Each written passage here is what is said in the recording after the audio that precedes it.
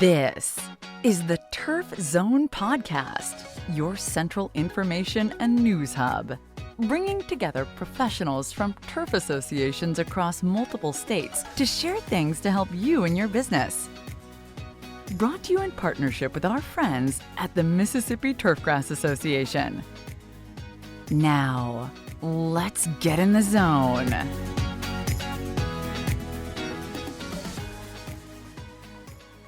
Welcome to the Turf Zone.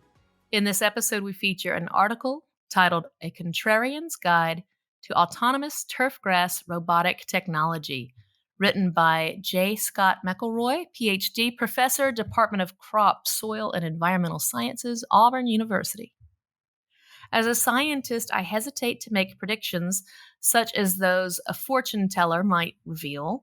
I wince when I hear people speaking with absolute certainty that this or that will happen in the future, that some team will win, some politician will lose, or that some event will occur is often pure speculation.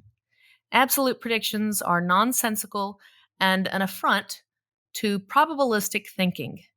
To think probabilistically is to think in terms of the percentage of probability that something will occur. This is the foundation of good science. Having said that, it is highly probable that in the next 10 years, autonomous technology will gain a significant portion of the professional and consumer market in the United States.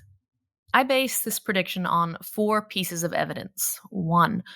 Robotic technology has already captured a significant portion of the technology in Europe. 2, all major brands that market traditional mowing technology or mowing equipment are developing robotic technology. 3, at one count, there were over 40 additional startups and companies developing all manner of robotic technology, including mowers, painters, and sprayers. 4, the labor shortage will be sustained into the foreseeable future and could potentially increase. But here I am addressing the Contrarian's Guide to Turfgrass Robotic Technology. To the robotic contrarian, any positive arguments I present regarding this technology will likely fall on deaf ears. To the contrarian, only seeing is believing. Once my prediction has come true, the contrarian will adopt the technology as self-evident. Don't get me wrong, skepticism is a good thing. However, a complete understanding and realistic expectation of what robotic technology can do and where the technology is going is necessary to the healthy skeptic. I want to convince the contrarian that instead of waiting for the technology to be tested by fellow industry partners, they should begin testing and evaluating it themselves. With that in mind, I present this article to the contrarian on fundamentals of robotic technology today. The technology is just not there yet. This is the contrarian's favorite phrase. In frustration, I respond, where is there? Or even what is there?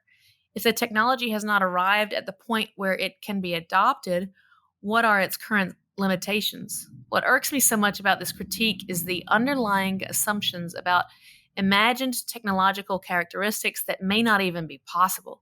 The contrarian's perception of automation is that the technology can be easily set up with little or no planning or understanding of the technology that may be deployed for use with little or no oversight.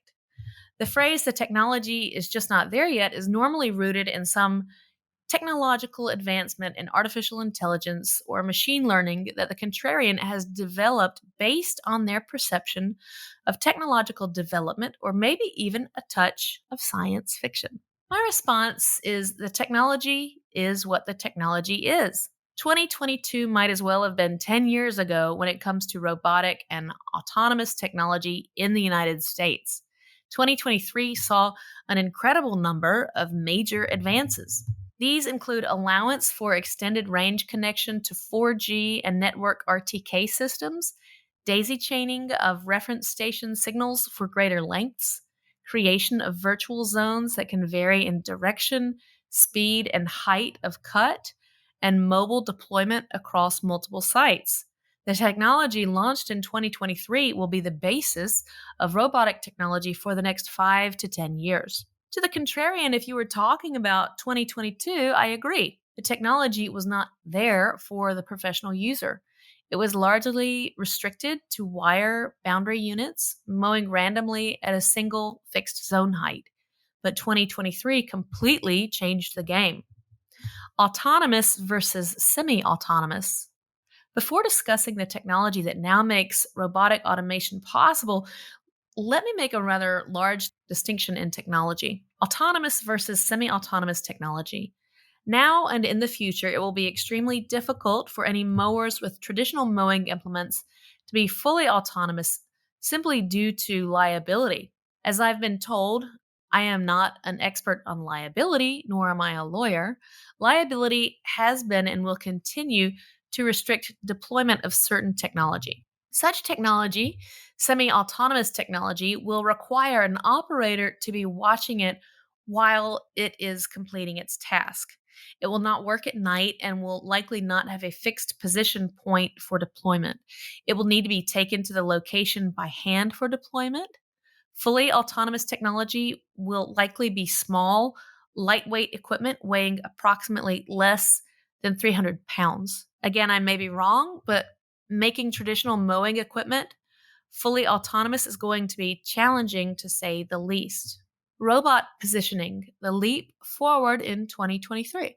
The technology that made 2023 the year of advancement largely dealt with how the robots position themselves in space. And the one acronym you need to know is RTK. RTK stands for Real Time Kinematic. It's a satellite navigation technique used for enhancing the precision of position data obtained from global navigation satellite systems, GNSS, like GPS, Global Positioning System. RTK is commonly used in applications where high accuracy location information is required, such as surveying, agriculture, construction, and autonomous vehicles. RTK requires a base station in a fixed position that can then communicate to a rover, in our case, a mower, painter, or range picker.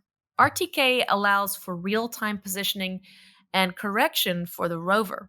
RTK signals can stretch from 200 meters to 10 miles depending on the signal type. Husqvarna and Echo Robotics use a fixed position RTK signal that extends 200 to 300 meters. Actually, Echo Robotics now has 4G RTK, which extends up to 10 miles. NRTK stands for Network Real-Time Kinematics. NRTK is a mesh network system individual companies deploy and then offer other companies for use. For example, Nexmo uses NRTK from Topcon. Cress has developed its own NRTK system specifically for its mower technology. Tiny Mobile Robots also uses an NRTK system for positioning. RTK, whether a dedicated local RTK reference station or an NRTK system, allows for positioning of technology in space, allowing for removal of wire from the field and the creation of virtual boundary systems. RTK also allows for directional or systematic work, not random work. With RTK, the efficiency of the equipment increases exponentially and the ability to deploy over a wider area has increased. Where should the contrarian begin? If it is true that robotic technology will be a common form of turfgrass management in the next 5 to 10 years, one probably needs to start learning about and adapting the technology now.